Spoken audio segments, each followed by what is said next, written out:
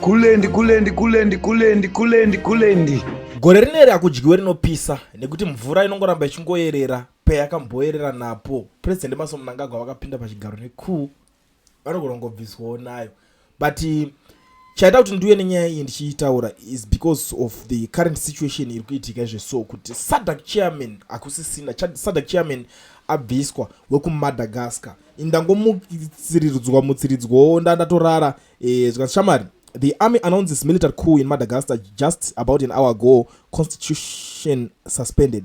SADC chairman President Rajoelina has been overthrown. This presents SADC with an unprecedented challenge as the rotating regional groupings.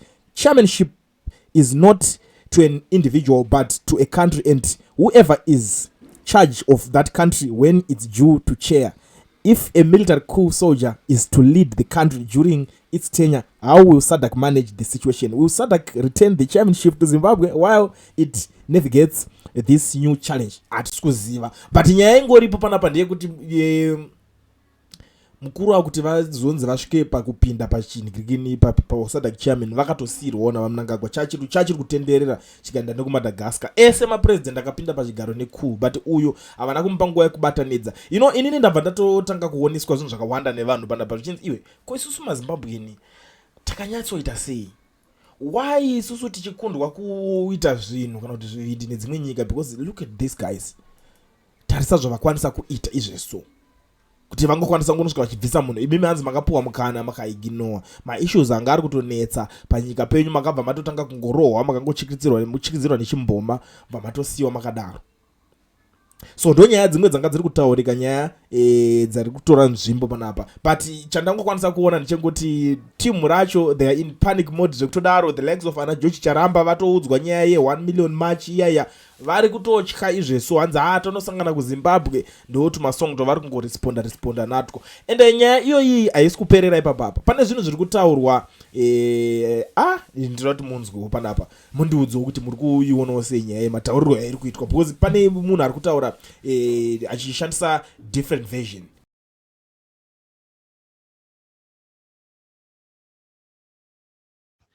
Kulench TV, good morning, my brother. How are you?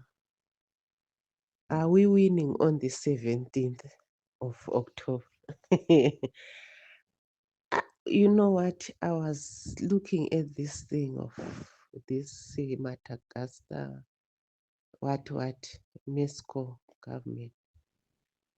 Ndo zvatinofanira kuita isusu eZimbabweans, as those leaders who are leading in these things. Vamwe vanhu vanotoita kutaura nekutoita izvozvo. Handiri kuona kuti vamwe vatoita, munhu atoenda out. Saka it's unlike kuZimbabwe. Ndoda kupindura pataurwa, ndoda kutsigira pataurwa nemumwe brother yangu yataura paKulen TV nezuro. Ndine zuro mari mezuro achitaura naComrade Traore kuti ZANU-PF musi wa14, 15, 16 up to 17 inenge yatoleya masoja nemapurisa. Zvichagoneka here sezvo ndo challenge inoitika muZimbabwe kuti kunotomukwa kwakadira mapurisa the day before, usiku hwese vakagadha masikati usiku up to the date. Tichazvigona here? Vabvunza mubvunzo wakanaka chaizvo, of which Traore haana kuda pachena ipapo. Handina kunzwa mhinduro yake paya, handina kunzwa mhinduro yake iri straight kuti vachaita sei nenyaya iyoyo, ende ndo zvichatoitika. Look at now South Africa. South Africa is going to be a nice country just now because that Mkwanas guy is serious and is heading on, is leading by example. I'm working on it by myself, at the same time telling the people. It's like In Zimbabwe, vanhu vanosundudzira vanhu. Ma-leaders anosundudzira vanhu. Ivo there will be no one of them. Vanofanira kuita kushowa an example so that people vanosimuka vachitoti zveshuwa chachaya. But vakasundidzira vanhu kuti vanhu vachaita they must forget because munhu anotya police, anotya soja. Yes, because that 45 degree inogona kuitika pamunhuwo zvake. Mazvona. Saka pari tense, panoda action sezvinoita apo paMexico nezviri kuitika kuSouth Africa. If you follow that Mukwanaz thing, that guy is serious and anototaura straight point achinanga vanhu kuti iwe wakaita zvakati, wakatanga apa ukadai zvikazodai zvikaenda apa, ndosaka ndichidai. And he's facing and he's telling them straight kuti corruption and drug cartels and what must end. We'll pull up our shoes. Mazvona. And atotanga and atoshowa vanhu. Mazvona. Ndo ma-examples anofanira kunge achiitwa. Kunana Geza apa vaifanira kutoshowa ma-examples avo at first kuzvigananda. One of them.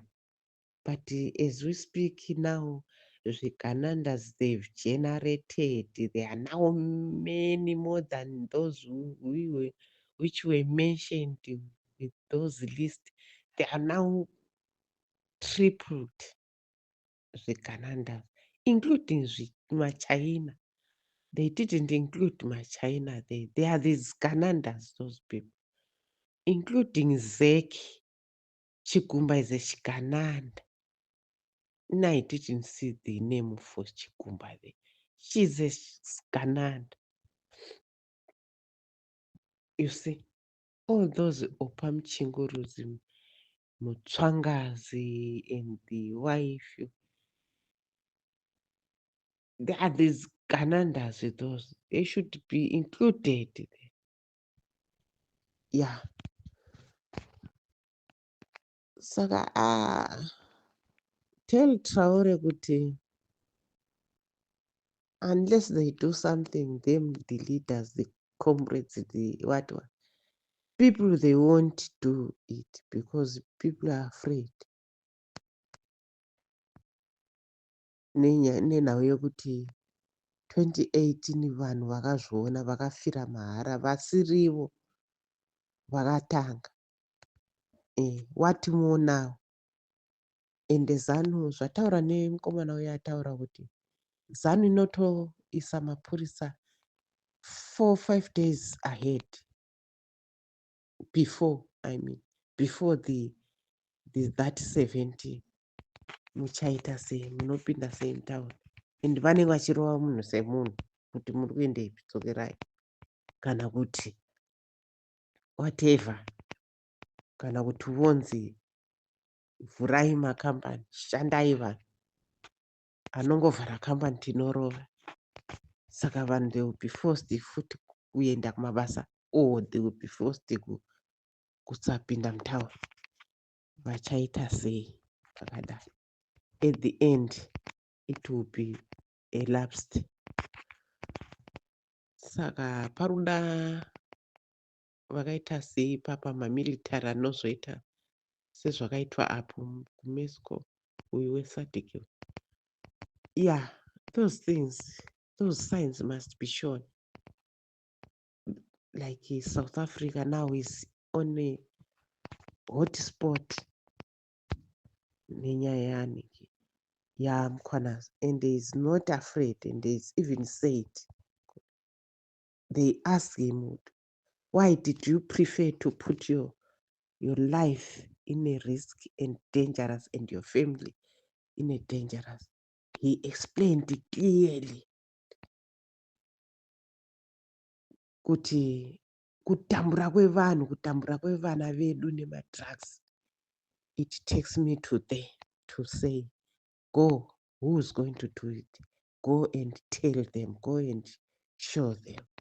That's why I did. Yeah, you see that.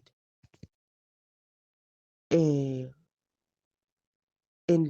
he said, paavhunzwa kunzi ko ukafa ukasiya mhuri yako, iwe watraya kuleadha zvinhu zvakadaro zviri dangerous kudai. Ati zvoni iye, where there's if you are a leader, kukarira futi, vanhu vachimhanya vachienda uku, iwewe leader mhanya uchienda kwavhafu, uri kurira futi. Ndozvaataura. Anzi, that's what I'm doing.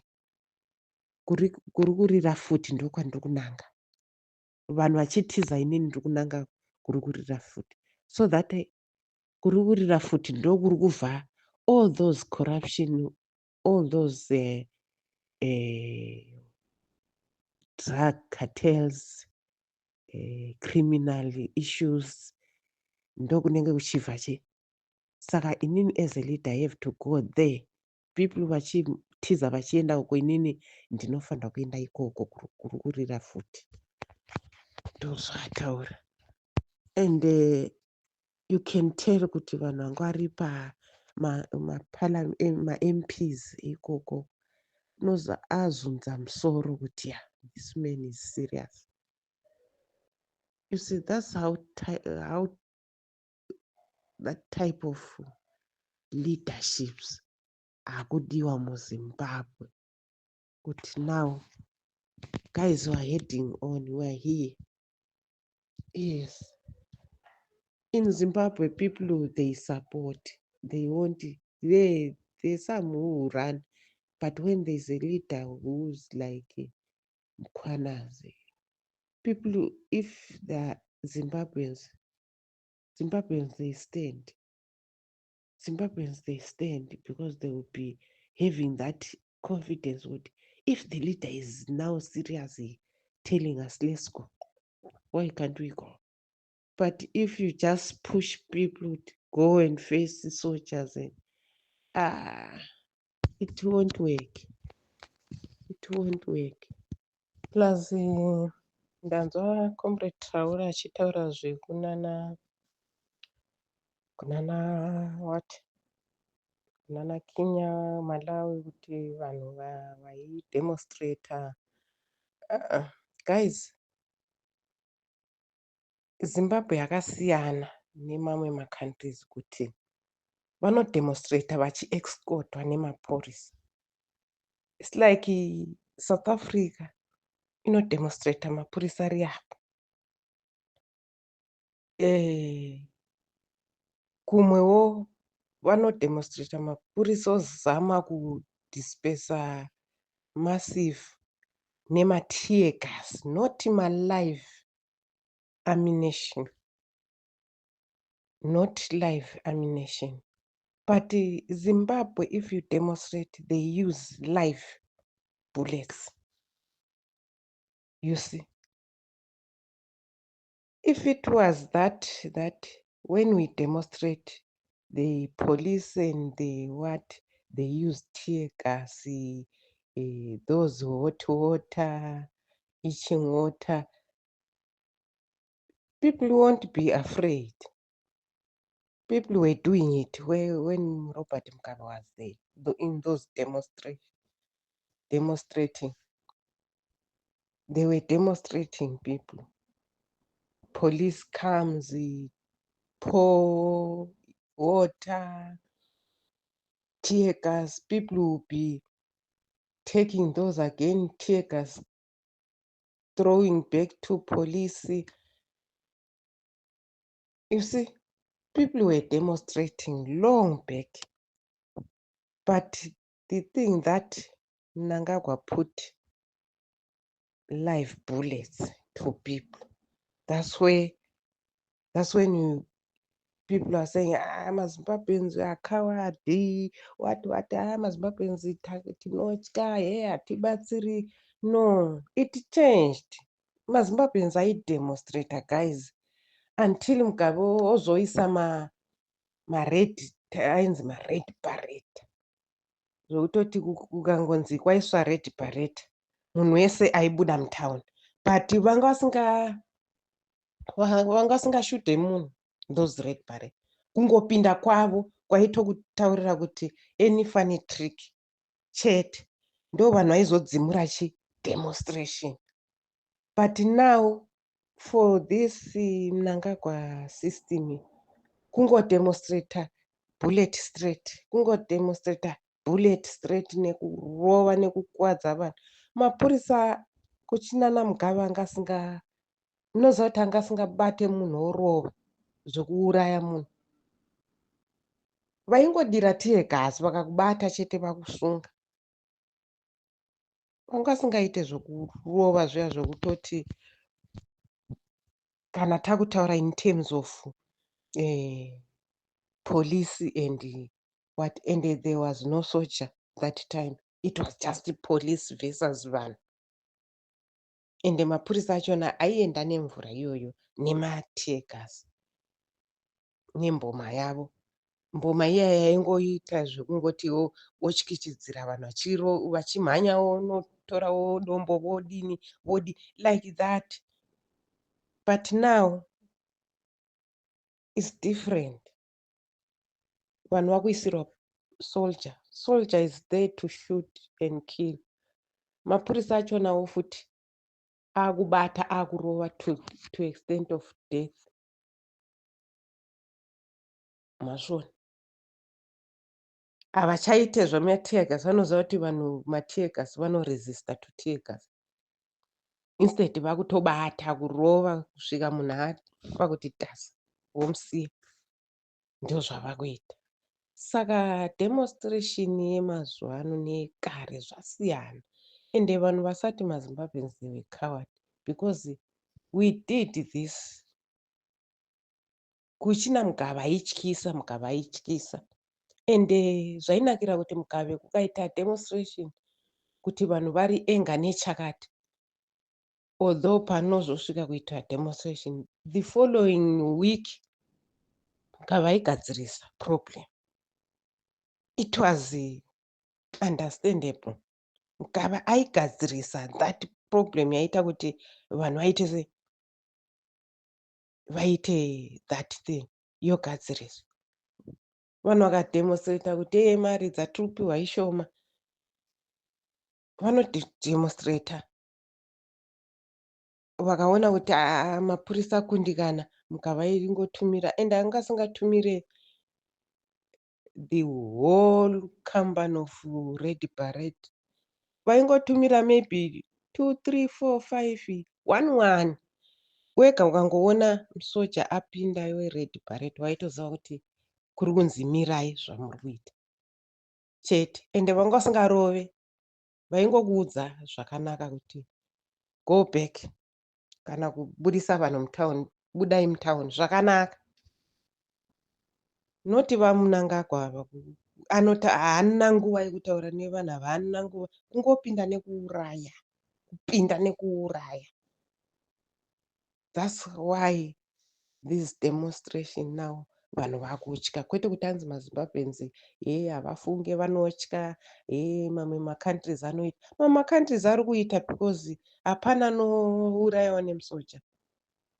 Kukinya vaidemonstrata kuchidirwa teargas, vachiresista that teargas, wazona, vakazobudirira. Hapana akanzi akashudwa, hapana ainzi anodi, kwakusina musoja, kwaive nemapurisa.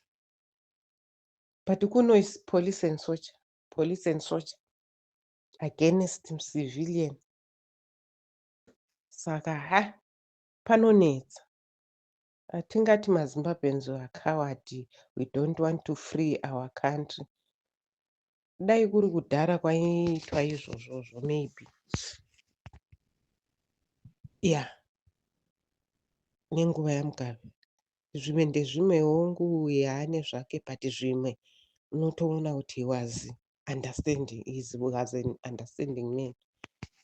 Wazvo kuti no, people they've talked, I didn't understand, and then they've gone to show their anger on this way, so I have to act.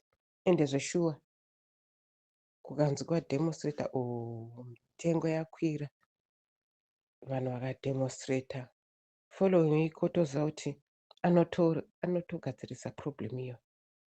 That's how we managing to demonstrate, not now.